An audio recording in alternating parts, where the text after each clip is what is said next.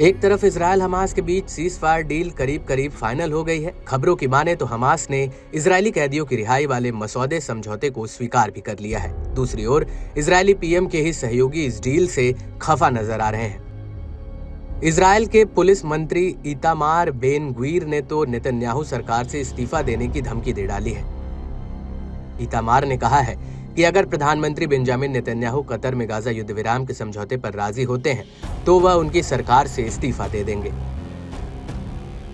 इस बीच Israeli media ने दावा किया कि नेतन्याहू ने अपने सहयोगियों के बागी तेवर को शांत करने के लिए नया फॉर्मूला तैयार किया है।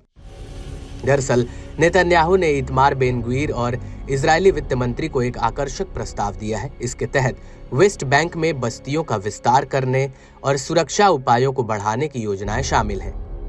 दावा तो ये भी है कि नेतन्याहू ने कथित तौर पर दोनों मंत्रियों को आश्वासन दिया है कि आगामी कार्रवाइयों से उनकी लोकप्रियता बढ़ जाएगी। इतना ही नहीं, नेतन्याहू ने चेतावनी दी है कि अगर बेन ग्वीर सरकार से हट जाते हैं तो सारा पॉलिटिकल बेनिफिट सिर्फ वित्त मंत्री यानी बेजलेल स्मोट्रिच को ही मिल सकता है। दरअसल बेन ग्वीर ने इस बात पर जोर दिया है कि पिछले 1 साल में उन्होंने और उनकी टीम ने हमास के साथ कैदियों की अदला बदली के सौदे को रद्द करने में बड़ा रोल निभाया है, क्योंकि ऐसे समझौते इजराइल के लिए सुरक्षा और राजनीतिक दोनों लिहाज से जोखिम भरे हैं। इजरायली रिपोर्ट्स की माने तो नेतन्याहू बेन ग्वीर और स्मोट्रिच को समझौते का समर्थन करने के लिए अब मनाने में जुट गए हैं।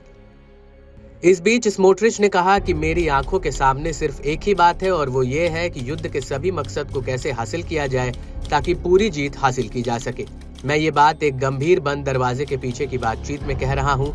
जब तक ये लक्ष्य पूरे नहीं हो जाते हैं मैं न तो शांत रहूंगा और न ही चैन से रहूंगा। हम आने वाले घंटों में तय करेंगे कि अगर डील को मंजूरी मिल जाती है तो सरकार से वापसी के बारे में अल्टीमेटम जारी करना है या नहीं। इजरायली अखबार मारीव ने दावा किया कि इजरायली पीएम नेतन्याहू के लिए ट्रंप बेन ग्वीर और स्मोट्रिच से ज्यादा बड़ा और चिंता का मुद्दा है, इसलिए नेतन्याहू उन्हें मनाने के लिए कड़ी मेहनत कर रहे हैं। मालूम हो कि स्मोट्रिच ने कहा था कि उनकी पार्टी प्रस्तावित समझौते का हिस्सा ही नहीं बनेगी।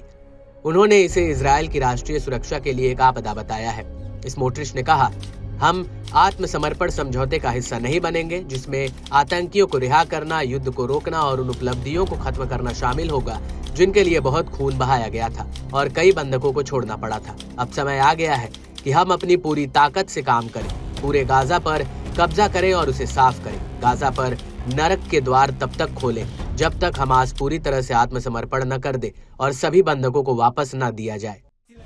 वहीं इजरायल के वित्त मंत्री की ओर से सीजफायर डील का विरोध करने पर इजरायली बंधकों के परिवार वालों ने खासा नाराजगी जताई है। ऐसे में ये देखना काफी दिलचस्प होगा कि नेतन्याहू अपनों को समझाने बुझाने में सफल रहते हैं या फिर उनके सामने घुटने टेक कर इजरायली बंधकों के परिजनों का रोष झेलते हैं।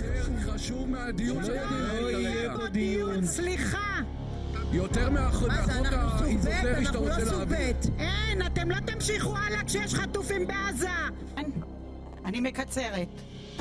נחטפה ממסיבת הנובה, הופקרה על ידי מדינת ישראל. הופקרה השר סמוטריץ'. כן, הילדה שלנו הופקרה ואתם תשלמו את המחיר.